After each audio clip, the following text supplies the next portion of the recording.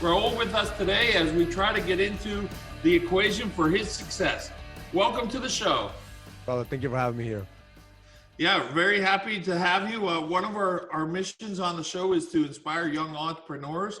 It sounds like you've had a journey to where you are now. Could you take us through a little bit more about you than what I just spoke about? Well, one of the things that I recently heard is that entrepreneurship is like walking on hot coals. I think Elon Musk said entrepreneurship is like walking on fire because you never know when you have to put fires out, when you have to create the fire. So if you're in a journey of entrepreneurship, just hold on tight, man, because it's a crazy ride. It's a crazy ride. And where have you seen your challenges? You know, starting at 23, building the real estate. What year would that put us in as far as real estate? Did you witness 2008 firsthand? Absolutely, man. Absolutely. I started my career in real estate selling lots in Florida to New Yorkers. So I remember I always loved to make deals. In high school, I used to sell T-shirts. Then after I graduated high school, I started having some different jobs in different places. But then I got into selling computers. And I actually walked into a meeting where my uncle was buying some land. And I walked into a meeting and I tried to sell the sales guy a laptop. And when I sold the laptop, he says, listen, I've never owned a laptop in my life before. So I buy it as long as you service me and help me, how to navigate this laptop. So I said, sure. I thought it was an easy sale and I sold him the laptop. Little did I know that this guy will call me every single night thinking that I was his technical support. He'll literally call me and said, I can't turn this computer on. How do you turn it on? How do you turn it off? How do you do this? I'm like, fuck, like, I sold you the laptop and sell you a technical support service. But later on, we had a friendship. We became really good friends. And I said, listen, tell me about your business. And he says, well, I'm a real estate developer. I sell land in Florida. I develop this lands. And I said, well, I'll continue to service your computer as long as you teach me real estate. And he became a mentor. He became my partner. And eventually we did a lot of business together.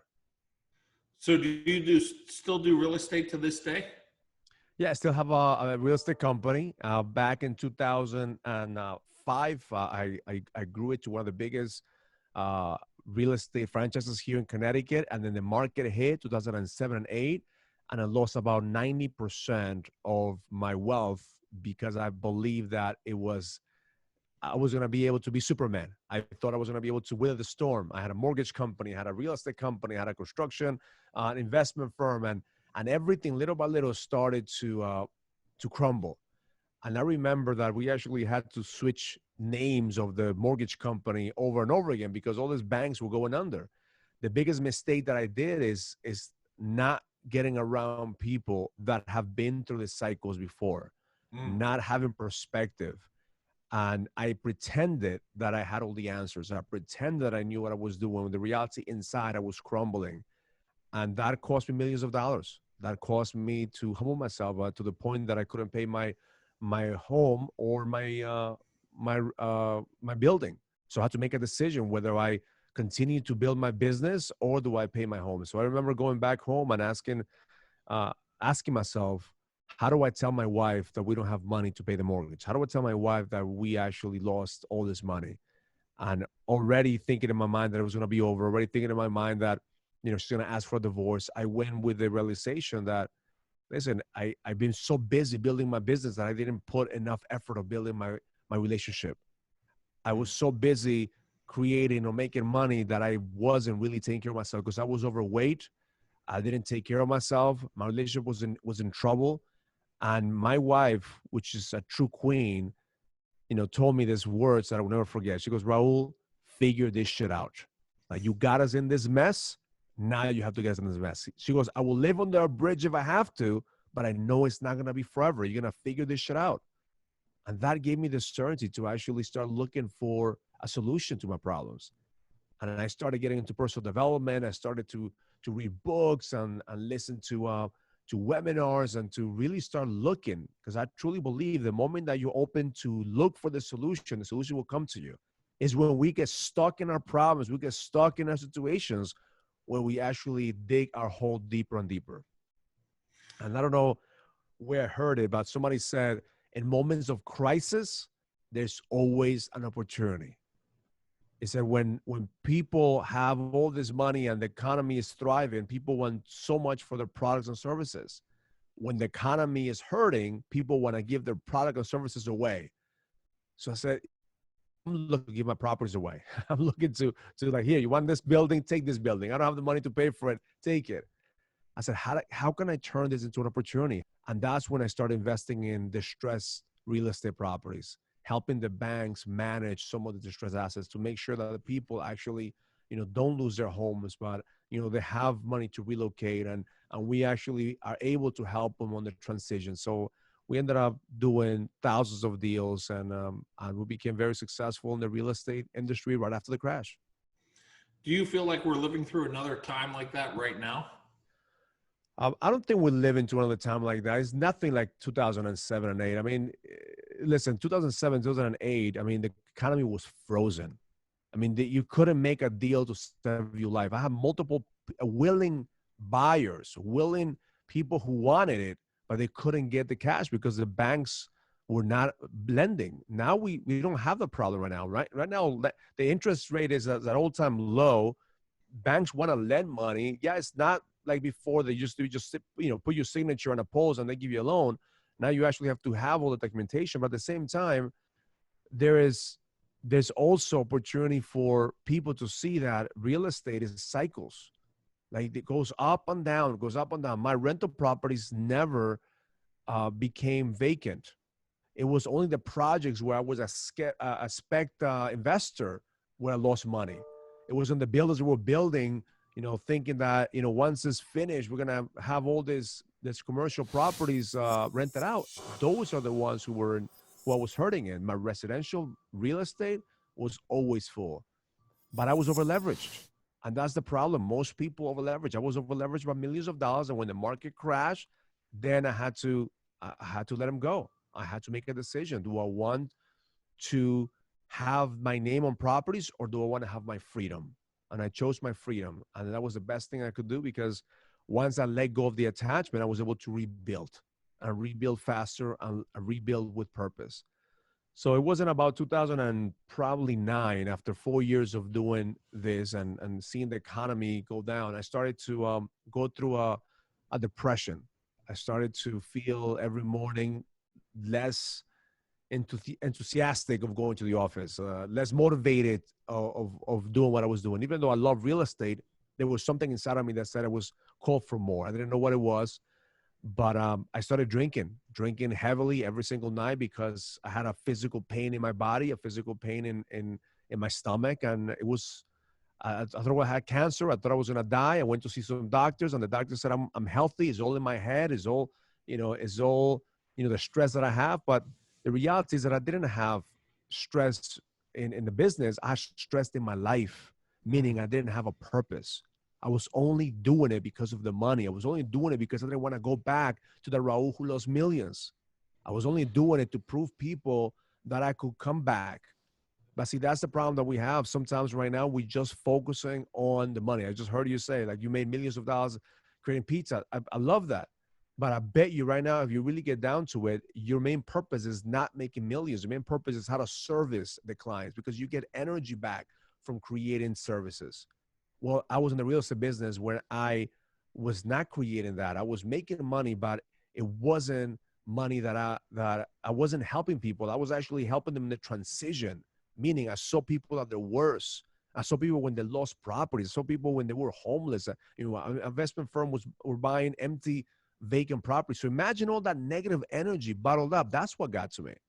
And so what got to me was the realization that I wasn't born for this. I was able to make money out of this, but I was born for more. And that's when I lost my edge. I lost my purpose. I lost my drive. I lost my reason why to get up every single morning. And that's when I went through a journey. So how did you get it back? Well, I had to go through a lot of self reflection. I went through a journey, and I went to multiple workshops. I went to India to a monastery. I meditated for 3 weeks. Went to different retreats. It took me a couple of years and $500,000 into my personal development. My wife thought I was crazy, because I was going through all this. Every single month I will go through an event. Every single month I will go to a seminar. Every single month I will go through some kind of workshop that will help me look deeper. Uh, After a couple of years of doing the work, I realized that nothing on the outside was going to help me. What I was really looking for is what was going on in the inside. And that's when I started to develop this process that I teach now, which is every single day getting 1% better. Every single day letting go of the attachment of the past and letting go of the attachment of the future. Allowing yourself to create the present moment, allowing yourself to create who you, if you could become the best version of yourself today, you fucking won.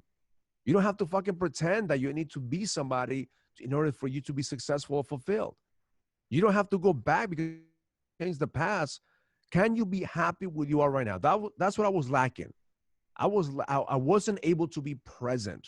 I wasn't able to be with my kids and be present because my mind was going 100 miles an hour thinking about different things, thinking about the next deal, thinking about the next opportunity, thinking about all this shit.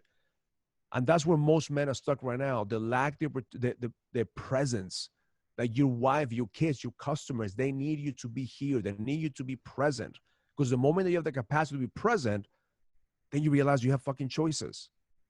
Now you realize that you're the creator of your choices, that the reason that you are right now, whether you're hurting in your business, in your marriage, or in your health, is because of the fucking choices that you've made in a daily basis. So how do you change that? You get real present about where you are right now, and then you start looking at the choices that you have to make and taking ownership of the choices and not trying to change tomorrow or next day, today. What can I do today to get closer to that vision? What can I get closer to that purpose? It doesn't have to be a big vision. It doesn't have to be a big purpose. It has to be better than where you are right now. That's all. So I talk about the pull and the push. The pull is what's going to drive you. The push is you doing the fucking work today. Because what most people lack right now is the ability to get present of where they are and seeing what choices they have and how can they take one step closer. That's all. 1% better every single day. How do things play into that? A lot of times people think like, if I just had this one car, or if I just moved into this house, or if I just had this thing, like that would make me feel better. And then, once they accomplish it, it's almost like they might not even have it yet. They just have it ordered and then they're on to the next thing. Like, can you talk about like things? I don't know if you ever bought a new car, but when I got into real estate, I was obsessed with a certain car, right? And I refused to buy that car unless I had cash in my pocket. So that was my drive. Like the moment I close enough deals, I'm going to go to the dealership, I'm going to fucking pay for this cash, and I'm going to walk away with a car. And I remember every day looking at the car and looking at that, and thinking where I'm going to walk into the dealership to get that car. And then one day I was able to go in there and buy the car. And see, and the fulfillment to buy that car lasts me for about a week after I bought the car. But the journey, which took me about 6 months, is the key. I was happier in the journey. I was happier. Actually, here's what I did. I bought an old car that from a guy who used to smoke, and I didn't smoke. This guy used to smoke, so the car will stink of smoke. And I remember that was my motivation to buy that fucking car. Because every single day I would show up in that stink-ass car, old car, beat-up car, and I would drive through my neighborhood and I said, I'm going to get out of this car and I'm going to find a way. But those 6 months of getting that car, I felt the best that I ever felt. Why? Because it's the journey that matters, not the things. Like, I'm a big believer. Listen, you want to be a billionaire, fucking go and be a billionaire. But the journey to become a billionaire is what's gonna bring you fulfillment. If you want to buy the car, the journey to buy that car is what's going to give you the fulfillment, not the destination itself. Is the journey to the destination. Who you become in the journey, it's what's going to stick. It's what matters.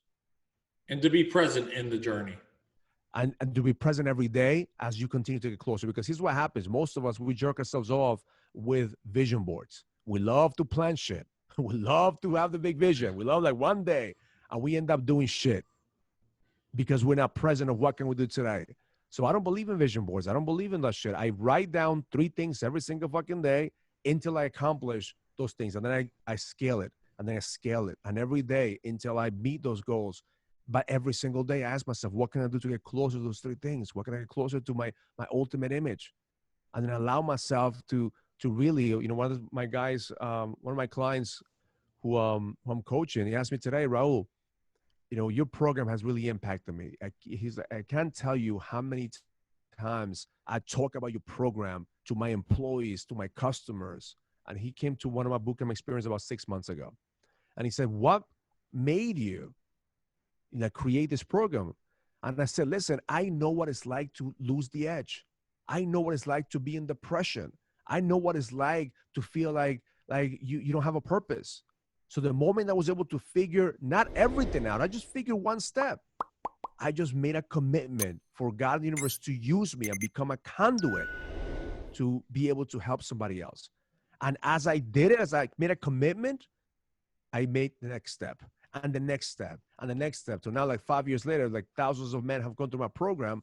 But if you would have told me that 5 years ago I was going to be able to coach these guys who are making millions or making an impact, I wouldn't be able to do it. The problem is that we bite more. We just figure it out one day at a time. That's it. The first customers, the first deal, figure this shit out as fast as possible, and then you scale it, and then you get the next goal, then you get the next dream or the next vision.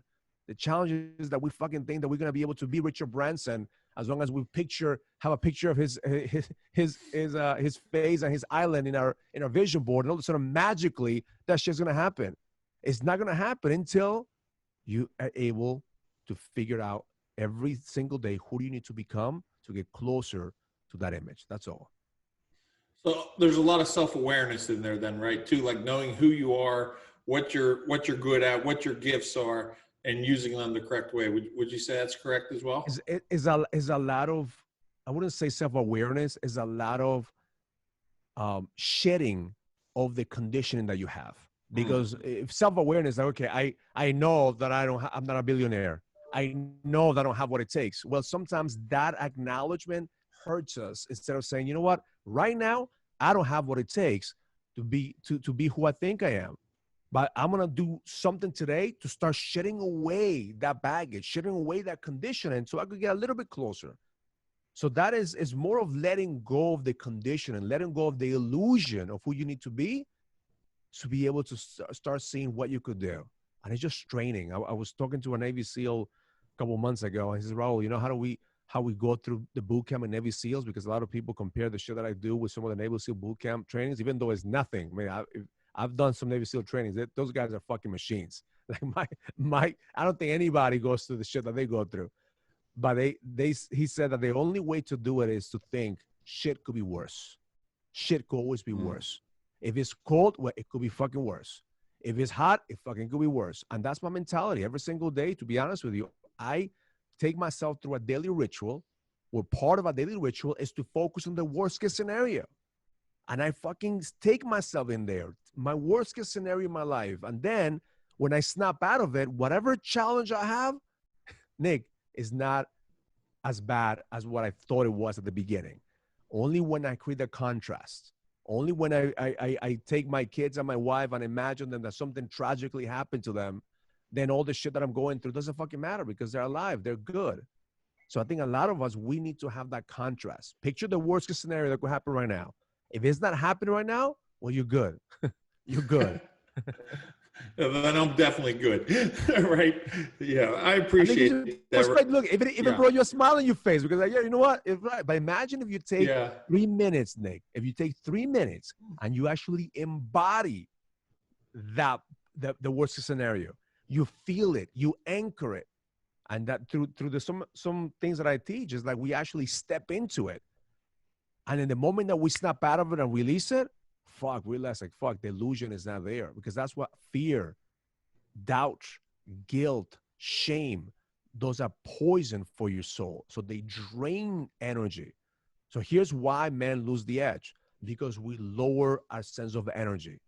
And the moment that we lower our sense of energy, guess who goes after we lower our sense of energy? Our employees, and then their families. And all of a sudden we are in this fucking hole, in this warp, what I call the tunnel. And in the tunnel, nobody could fucking save you. In the tunnel, you're the only one who could actually get out of the tunnel.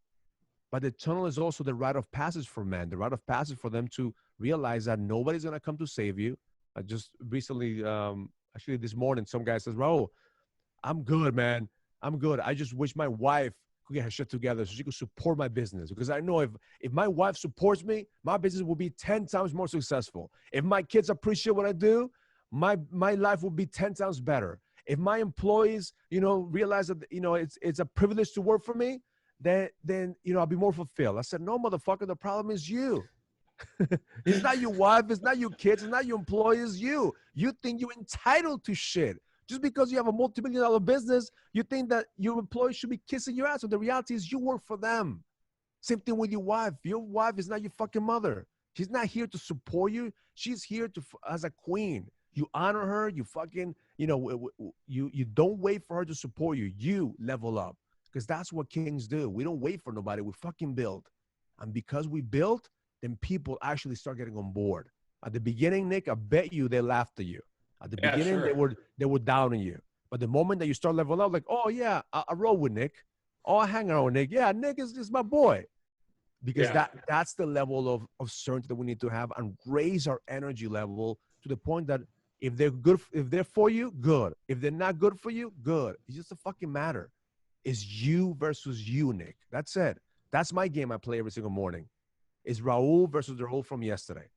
And yeah, there's a little voice of this imposter and the sabotage that gets in there that says, hey, who the fuck you think you are? You have an accent. Half the people think that you're fake, this and that. And that's what I'm willing every single day to put myself out there, because I'm playing my own game.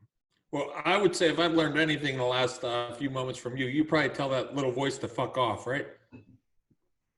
Yeah, it wasn't easy, but absolutely, man. I'm like, listen. Raul, thank you so much for being on today. I think there's a lot of great points in there, and I think guests will definitely appreciate this conversation. We have time real quick. I want to go through the time to solve the equation to your success. I'm going to ask you 7 rapid fire questions, and then we'll hop off. But before we do that, where can people find you if they want to find you? Where can they get more of you? Well, what I'm doing is you can find me on Instagram, you can find me on YouTube, you can find me on Facebook. But if you really want to connect with me, I'm going to give you my text platform, 203-405-9199. That's 203-405-9199. Text me podcast, and then I'll put you my text message where I'll send you a daily podcast I call the Daily Edge. You can also find the Daily Edge in iTunes and Spotify.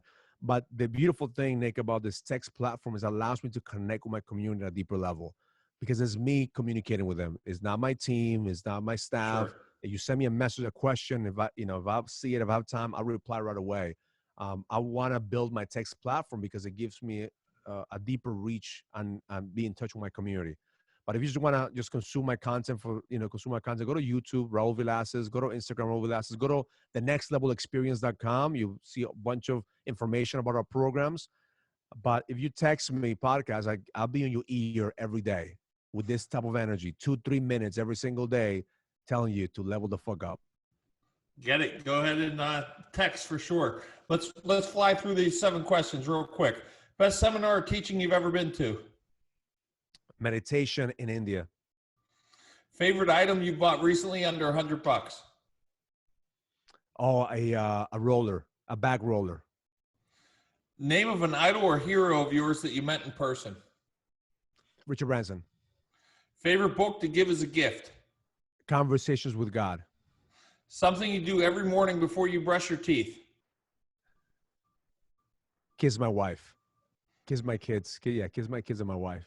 Your personal mantra or favorite quote? Learn it, live it, experience it. Love life. Place you go to decompress and reset? My backyard. Raul, thank you so much for being part of the podcast today. Really appreciate it. This has been the Business Equation Podcast. I'm Nick Bogacz. Give thanks, be humble, be grateful.